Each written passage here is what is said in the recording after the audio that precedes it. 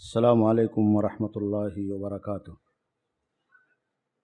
अल्हम्दुलिल्लाहि रब्बिल आलमीन वस्सलातु वस्सलामु अला रसूलिहिल अमीन व अला आलिहि व अस्हाबिहि अत्तय्यिबीन अत्ताहिरीन।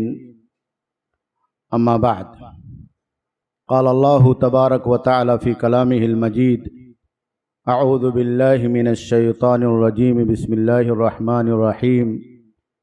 अहल्लल्लाहुल बैअ व हर्रमर रिबा फमन जाअहु मौइदतुम मिन रब्बिही फंतहा फलहु मा सलफ व अमरुहु इलल्लाह। काबिले सद एहतराम सदर मजलिस, मुअज़्ज़ज़ उलमाए किराम, इस्लामी दीनी और मिली भाइयों, नौजवान दोस्तों और साथियों, तिजारत और निज़ाम तिजारत पर इस्लामिक इंफॉर्मेशन सेंटर की ये अहम तरीन कॉन्फ्रेंस आप हजरात के दरमियान इनेकाद पजीर है। मैं ज़िम्मेदाराने मरकज़ को इस पर मुबारकबाद पेश करता हूँ और मुख्तसर वक्त में मुख्तसर बातें आप हजरात की खिदमत में गोशे गुजार करने की जसारत और जहमत करता हूँ। मौजूदा ज़माने में तिजारत की नई नई शक्लें हमारे और आपके सामने रोज़ाना आती हैं और रोज़ाना लॉन्च की जाती है। दुनिया के अंदर आज जो सरमायाकारी का निज़ाम चल रहा है, उस सरमायाकारी निज़ाम के पीछे जो दिमाग है, उस दिमाग को अगर हम और आप समझ लें तो बहुत सारे मसाइल को समझना हमारे और आपके लिए आसान हो जाएगा। इस साहूकारी का निज़ाम, इन्वेस्टमेंट के नाम पर लोगों की जेबें खाली करने का निज़ाम और इस तरीके से गरीबों के इस्तेहसाल का निज़ाम, जो इन कंपनियों के जरिए से नए नए लेबल, नए नए अनावीन, नई नई मार्केटिंग की शक्लों के जरिए से हमारे और आपके दरमियान पेश की जा रही हैं और भोले भाले अवाम इसका शिकार हो रहे हैं। उसी में से एक तरीका नेटवर्क मार्केटिंग का भी है। नेटवर्क मार्केटिंग की शक्ल जो आज हमारे और आपके दरमियान राइज है, उसका तरीका यह है कि एक कंपनी अपने आप को मार्केट में लॉन्च करती है। उसका मकसद यह होता है कि लोगों के पास से कसीर रकम में सरमाया हासिल किया जाए और जमा किया जाए और कंपनी को मजबूत किया जाए। वो इसके लिए दो काम करते हैं। पहला काम यह है कि कुछ प्रोडक्ट लॉन्च कर देते हैं, जिस प्रोडक्ट को खरीद करके आपको कंपनी का मेंबर बनना रहता है, कंपनी की मेंबरशिप लेनी रहती है। लेकिन यह कंपनी का असल मकसूद नहीं होता है। उस प्रोडक्ट को बेचना, उसको खरीदना, उसके जरिए से नफा हासिल करना, यह कंपनी का असल मकसूद नहीं। असल मकसूद आपको खींचना, आपको मेंबर बनाना। उसके बाद दूसरा काम यह होता है कि एक मेंबर अपने पीछे 9 आदमियों को जोड़ेगा और एक चैन और सिलसिला चलेगा, जिसके जरिए से हर आदमी 3, 6, 9, 11, 15 मेंबर को जोड़ेगा। जितने मेंबर को वो कंपनी के जरिए से जोड़ेगा, प्रोडक्ट बिकेगा। मेंबर जुड़ेंगे तो कंपनी जोड़ने वालों को मेंबरान की तादाद के एतबार से कमीशन फराहम करेगी, परसेंटेज फराहम करेगी। ये असल उसका राज है। बहुत सारी कंपनियां हमारे और आपके दरमियान आज भी चल रही है। बहुत सारी कंपनियां आई और उन्होंने ये काम किया और बंद हो गई, क्योंकि उनका टारगेट पूरा हो गया। टारगेट जब पूरा होता है तो कंपनियां अपने आप को मार्केट से निकाल करके बाहर चली जाती हैं, क्योंकि आपकी जेब से उनको पैसा लेना था और पैसा उनको हासिल हो गया। तो ऐसी सूरत में हमें और आपको इन कंपनियों के असल मकासिद और उनके पीछे जो दिमाग काम कर रहा है सरमायाकारी का, और आपसे सरमाया हासिल करने का, आपको ठगने का, आपको गरर के जरिए से, धोखे के जरिए से, बड़े बड़े नामों के जरिए से शिकार बनाने का, इन तमाम चीजों को हमें और आपको सबसे पहले अपने जहन में रखने की जरूरत है। और बदकिस्मती यह है कि हम और आप इन तमाम चीजों को सोचने और समझने से पहले अपने आप को इन कंपनियों के हवाले कर देते हैं, अपने आप को इन कंपनियों के हवाले कर देते हैं। बड़े बड़े सरमाएदार लोग भी इन कंपनियों के हवाले अपनी गाढ़ी कमाई को, अपनी दौलत को, अपने बैंक बैलेंस को, औरतें अपने घरों में रखे हुए जेवरात को इनके हवाले कर देती है, और नतीजा ये होता है कि बाद में हमें कुछ हासिल होने वाला नहीं।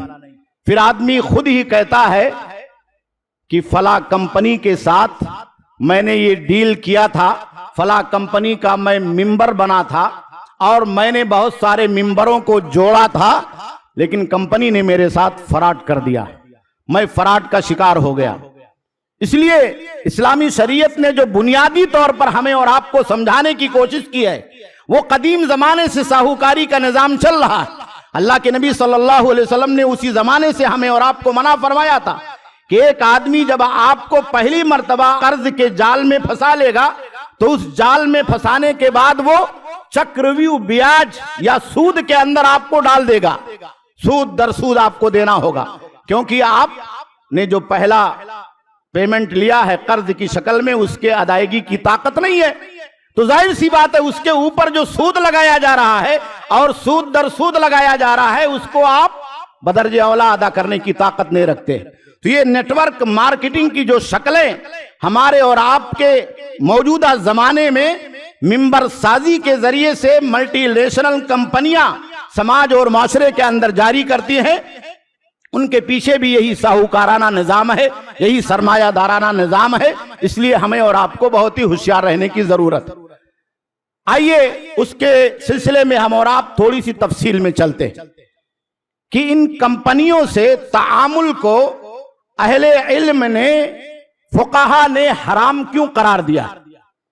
सबसे पहली और बुनियादी चीज यह है कि इस तरह की कंपनियां जो लोगों को अपना मेंबर बनाती हैं और उस मेंबर साजी के हवाले से एक अप लिंक होता है, एक डाउन लिंक होता है, ऊपर वाला नीचे को मेंबर बनाता है, नीचे वाला फिर अपने नीचे वाले को मेंबर बनाता है, नीचे वाला फिर उसके नीचे लोगों को मेंबर बनाता है, और इस तरीके से एक जंजीरी शक्ल में चैन बना करके वो कंपनी से जोड़ता है और सबके खाते में उसी के एतबार से परसेंटेज आता है। अहले इल्म ने लिखा है कि ये बैउल गरर में शुमार होता है, ये धोखे की बै। इसमें अंजामे कार का पता नहीं है, आपके पास ना कोई सामान है, आपके पास ना कोई प्रोडक्ट है, आपके पास सिर्फ आदमी आदमी, इंसान इंसान है। आपने इनको मेंबर बनाया, आपने उनको मेंबर बनाया, कल के दिन आपको क्या मिलने वाला है। बै के अंदर आप ये समझ लें कि जो शक्ल है बै के अंदर, कि बै के अंदर आपके पास कोई सामान होना चाहिए बेचने के लिए और उसकी कीमत मुकर्रर होनी चाहिए और कोई खरीदार होना चाहिए। आप सामान देंगे, वो आपको पैसा देगा, सामान के तबादले में आपको कुछ मनफात और कुछ मुनाफा, कुछ प्रॉफिट हासिल होगा। ये प्रॉफिट शरीयत ने आपके लिए जायज करार दिया। लेकिन इसके मुकाबले में अगर उसके अंदर कोई धोखा है, उसके अंजामे कार का पता नहीं है, उसमें कोई सामान नहीं है, उसमें कोई कीमत नहीं है, तो ये लास्ट में इसका जो अंजाम होता है वो धोखे के ऊपर मबनी होता है। इसीलिए उलमा ने इसे बैउल गरर के अंदर शुमार किया। और दूसरी चीज यह है कि बाज उलमा ने यहां तक लिखा है कि ये बैउल नुकूद बिन नुकूद की शक्ल है। जैसे सूद होता है, सोने को सोने के बदले में, नकद को नकद के बदले बेचने में, उसकी मुख्तसर मैं तशरीह आपको समझा दूं कि कोई भी नकद के बदले में करेंसी का करेंसी से तबादला करना, सोने का सोने से तबादला करना, उसके लिए दो शर्तें हैं।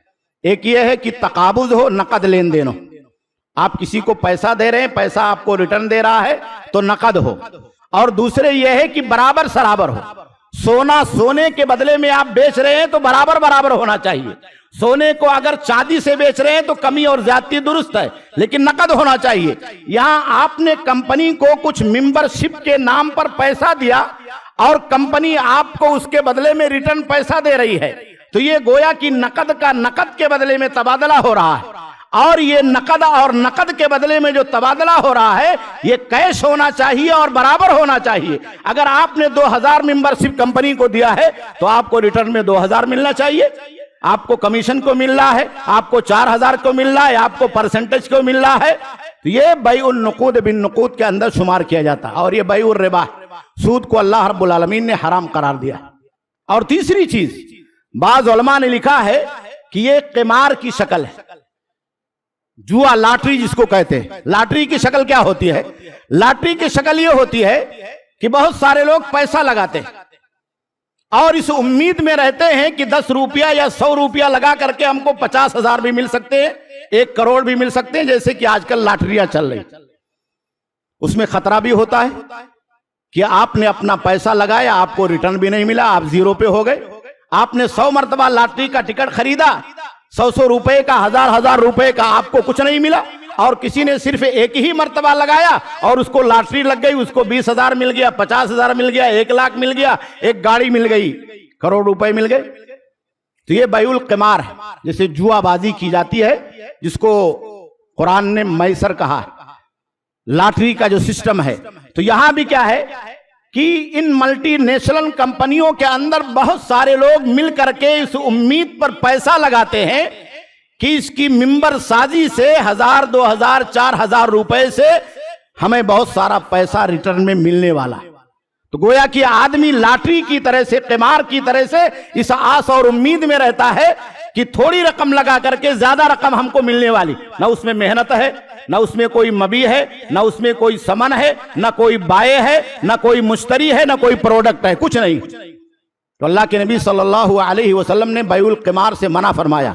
कुरान मजीद के अंदर खुद अल्लाह रब्बुल आलमीन ने इस बात को तफसील के साथ जिक्र फरमाया। और एक चौथी चीज है कि ये बैउल गिश के अंदर भी दाखिल है, धोखाधड़ी की, भाई जिसे कहते हैं, फ्रॉड जिसे कहा जाता है। अल्लाह के नबी सल्लल्लाहु अलैहि वसल्लम मदीना की मार्केट में आए और आपने देखा कि एक ताजिर गेहूं बेच रहा है। बारिश हो गई तो उसने ऊपर का भीगा हुआ गल्ला नीचे कर दिया और नीचे का सूखा हुआ गल्ला उसने ऊपर कर दिया। अल्लाह के नबी सल्लल्लाहु अलैहि वसल्लम ने उस गल्ले में हाथ मारी तो देखा कि नीचे भीगा हुआ गल्ला है, ऊपर सूखा हुआ गल्ला। तो आपने पूछा कि ऐसा क्यों किया? तो उसने वजह बताई, कहा असाबतहु समाओ या रसूल अल्लाह, कहा अल्लाह के नबी अभी बारिश हुई थी तो गल्ला भीग गया, तो जो भीगा हुआ था मैंने उसको नीचे कर दिया, ऊपर सूखा हुआ गल्ला कर दिया। हालांकि ये कोई फ्रॉड की बहुत बड़ी शक्ल नहीं है, ये गिश की और खिदा की कोई बहुत बड़ी शक्ल नहीं है।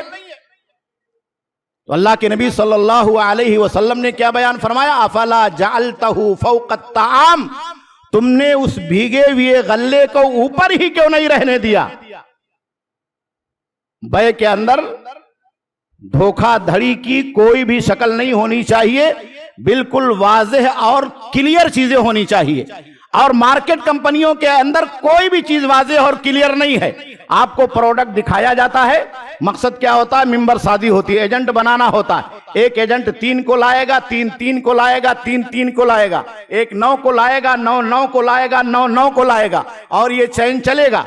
जाहिर सी बात है, जब चैन चलेगा तो कंपनी चलेगी, कंपनी के पास पैसा जाएगा और कंपनी उस पैसे के जरिए से मार्केट के अंदर न जाने क्या क्या करेगी। तो अल्लाह के नबी सल्लल्लाहु अलैहि वसल्लम ने बयान फरमाया कि मन गश्शना फलैसा मिन्ना, जिसने धोखा दिया इस तरह से मामूली धोखा, वो भी हम में से नहीं है। तो ये मल्टीनेशनल कंपनियां, नेटवर्क मार्केटिंग की जो आज मुरव्वजा शक्ल है समाज और माशरे के अंदर, चाहे वो एमवे कंपनी हो, चाहे वो आरसीएम कंपनी हो, चाहे वो मार्केटिंग के नाम पर और दूसरी business.com, बिस्कॉम और कौन कौन सी कंपनियां चलाई जा रही हैं, बहुत सारे तरक्की याफ्ता ममालिक में, खुद अमेरिका के अंदर इस तरह की कंपनियों पर बैंड लगा दिया गया है। बास कंपनियों पर बैंड लगा दिया गया है क्योंकि उनका फ्रॉड समझ में आ गया। और बहुत सारे लोग ऐसे चालाक होते हैं कि जो आपसे लेते हैं उसी में से कुछ आपको रिटर्न देते रहते हैं। तो ग्राहक क्या समझता है कि हमको रिटर्न मिल रहा है, तो उनका फ्रॉड क्लियर नहीं होता। तो फ्रॉड क्लियर हो या ना क्लियर हो, वो आपको फ्रॉड की तरफ ले जाने वाले, वो आपको गिश की तरफ ले जाने वाले, वो आपको धोखे की तरफ ले जाने वाले हैं, वो आपका पैसा ठगने वाले हैं। आपको ठग करके आपका सरमाया अपने पास जमा करके आपको समाज और माशरे में कहीं का नहीं छोड़ने वाले। इसलिए हमें और आपको चाहिए कि हम और आप इस तरह की कंपनियों से होशियार रहें। बहुत सारे लोग बहुत सारी बातें कहते हैं कि ये कमीशन की शक्ल है या ये इनाम या हिबा है जो कंपनी हमको रिटर्न दे रही है कमीशन के नाम पे या परसेंटेज के नाम पे। मेरे भाइयों, दोनों के अंदर बहुत बड़ा डिफरेंस है। कमीशन के अंदर आदमी खुद पैसा नहीं लगाता, यहां आप पैसा लगा रहे हैं, आप मेंबर बन रहे हैं। तो कमीशन और इसके अंदर नेटवर्क मार्केटिंग के अंदर जो पैसा आपको मिल रहा है, दोनों में बहुत डिफरेंस है। इसलिए आप कमीशन का नाम देकर के उसे जायज नहीं ठहरा सकते। या आप ये कहें कि कंपनी मुझको अपनी तरफ से गिफ्ट दे रही है, अपनी तरफ से इनाम दे रही है। कभी कभी गिफ्ट भी आदमी के लिए हराम होता है। सही बुखारी की एक रिवायत है, हजरत अब्दुल्लाह इब्न सलाम रज़ियल्लाहु तआला अन्हु के पास अबू बुर्दा आए, तो वहां इराक से आए, मुल्क शाम से, तो वहां रेबा बहुत फाहिश था, आम था। तो उन्होंने समझाया कि जाओ वापिस जब जाना तो रेबा की बहुत सारी शक्लों से बचना। यहां तक बयान फरमाया कि अगर तुम्हारा किसी आदमी के ऊपर कोई कर्जा है, वो कर्ज में मोहलत लेने के लिए तुम्हें कुछ खिलाता और पिलाता है, तो यह भी रेबा है। कहा अगर वो एक बोरा भूसा देता है, एक बोरा चारा देता है, इसलिए कि कर्ज की मुद्दत बढ़ जाएगी, आप छूट दे देंगे, ठीक है अगले महीने दे देना। कहा इस लालच में अगर देता है, वो आपको गिफ्ट करता है कि मैं आपको गिफ्ट दे रहा हूं, आपको चाय पानी कराता है, तो उन्होंने कहा कि फ़इन्नहु रिबन, ये भी सूद है, ये भी सूद है। तो हिबा के नाम पर, इनाम के नाम पर, गिफ्ट के नाम पर इस तरह की चीजें जो नए नए पैकेज में, नए नए पैकेटों में मुलम्मा साजी करके हमारे और आपके सामने पेश की जाती है, उसमें रिबा भी होता है, उसमें क़िमार भी होता है, उसमें जुआबाजी भी होती है, उसमें बैउल हराम भी होता है और उसमें बैउल गरर भी होता है। इन तमाम चीजों से हमें और आपको अपने आप को बचाने की जरूरत है और अपने पैसों को भी सेव करने की जरूरत। अल्लाह रब्बुल आलमीन से दुआ है कि अल्लाह रब्बुल आलमीन हम तमाम लोगों को तिजारत की उन शक्लों को समझने की तौफीक अता फरमाए जिसे अल्लाह ने हमारे लिए हलाल ठहराया है, और उन शक्लों से बचने की तौफीक अता फरमाए जिसको अल्लाह और अल्लाह के नबी सल्लल्लाहु अलैहि वसल्लम ने हराम ठहराया है। व सल्लल्लाहु अला नबीना मुहम्मद। वस्सलामु अलैकुम व रहमतुल्लाहि व बरकातहू।